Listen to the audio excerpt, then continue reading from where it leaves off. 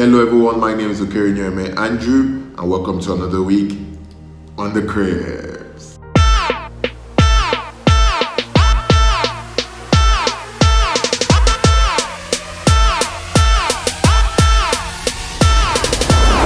Welcome to the Cribs. So like we said last week, quickly, this week we're going to be talking about standing for God or standing there for. But I'm going to target a different name. I'm going to put, today is going to be the armor of God, stand therefore. So the topic is going to be the armor of God. Then each week we're going to be having something else to it. So today is stand therefore. Next week will be something else like that until we're done with this series. So let's shoot. And by the end of this teaching, I have a story, a very interesting story. I promise you, you would want to hear it. But let's dive into the next 5-6 minutes and let's see what we can do. I got my green book here again, and I got my Bible because today is a study. And I pray God gives us grace as we go into His Word.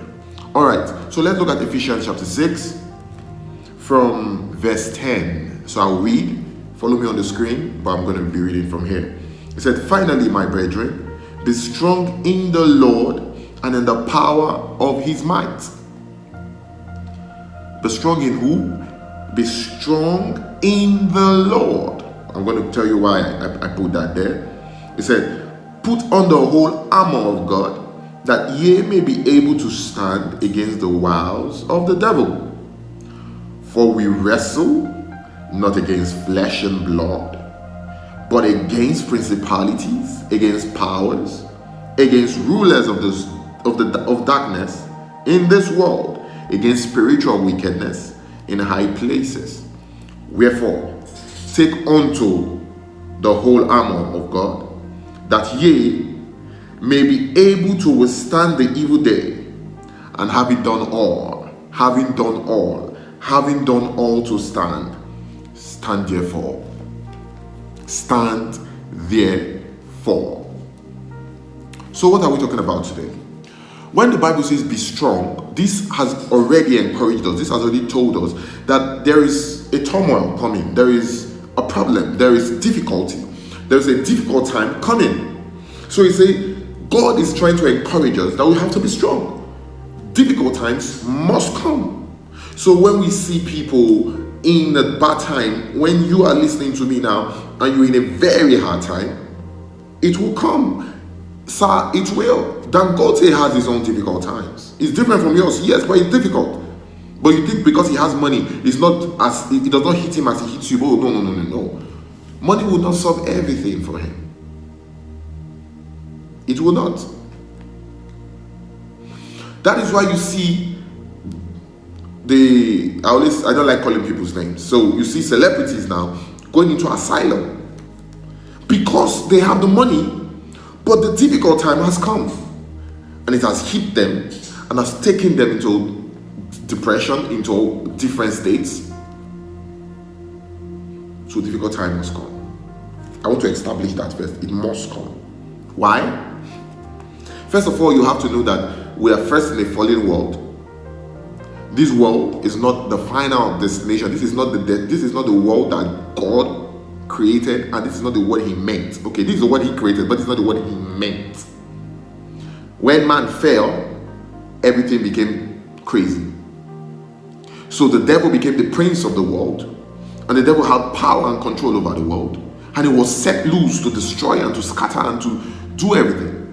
And we can see here in verse 12 of Ephesians 6, he says, "For we wrestle not against flesh and blood." What he's telling you about, that your neighbor, that neighbor when it be like say it always dey trouble you. That your neighbor that looks as if it's calling the police, is doing something on you if you're outside the country. That your neighbor that looks like he's witch hunting you. Yeah, that neighbor. No, not be the fight against. Or that one when they backbite. That one that told a story that was not true. No, that's not the one you fight against. No. That person is just an influence. He's just under an influence. An influence on the person or the entity itself that controls it is the devil. Is the devil. And the Bible was telling us that we wrestle not against flesh and blood, but against principalities. That is part of That's part of the rules, part of the place the devil himself rule. Against powers, meaning he has power. If someone tells you the devil does not have power, it's a lie. He has power. He does not just have power as God. Not even close. No, it's not a competition. But he does not have power as God does. But if it's you and him, normally, like you're not backed with God's power. No, he will deal with you. No, he will wound you. You'll bleed. I promise you'll bleed. Don't play with him. But when you are back, I'm not trying to scare you here now. But when you are backed with God's power, my God, come on, hold on to that boldness. So God is telling you here that the devil uses everything to come against you. He will throw every tantrum on you.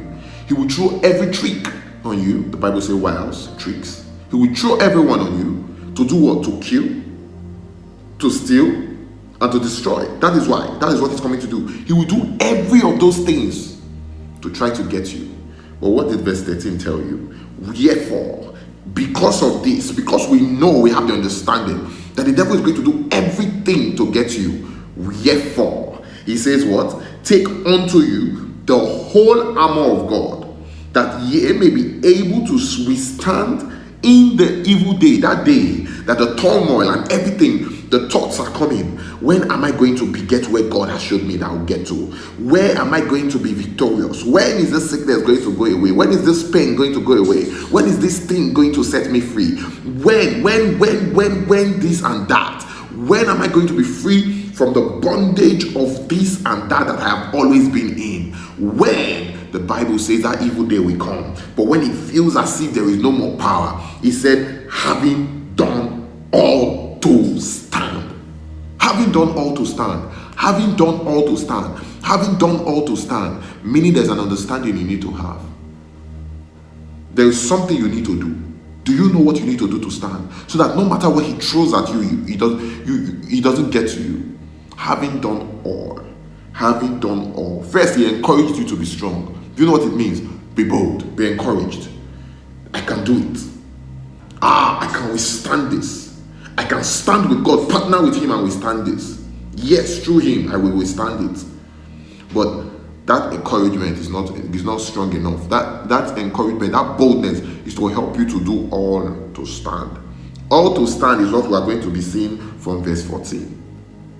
But I'm not going to go there today. No, I'm just telling you to be encouraged in the Lord.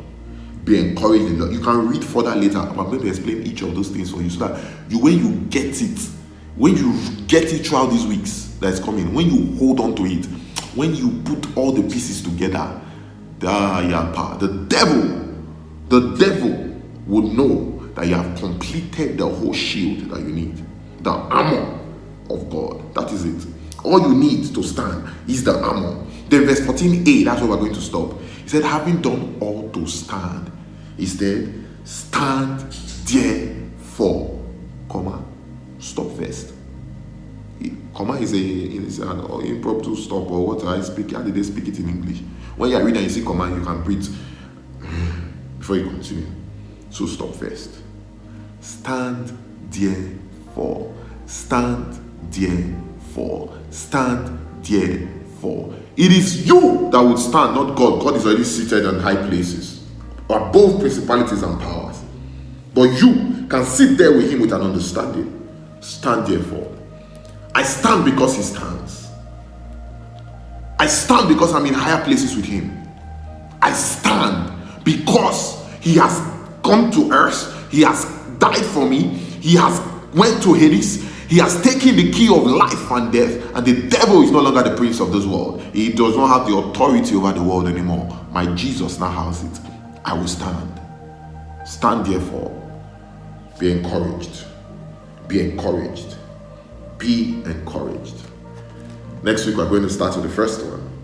It says, stand therefore, having your loins girt about with truth. It's called the belt of truth. We're going to be talking about that. I tell you, it's not going to be maybe what you have been taught in children's church. I was taught in children's church, but God is going to unveil new things unto us. Yes, some of that will be brought in, but we're going to use it for our today's world. Thank you very much. I said I had a story for you, so I'm going to tell you a story quickly in the next 2 minutes.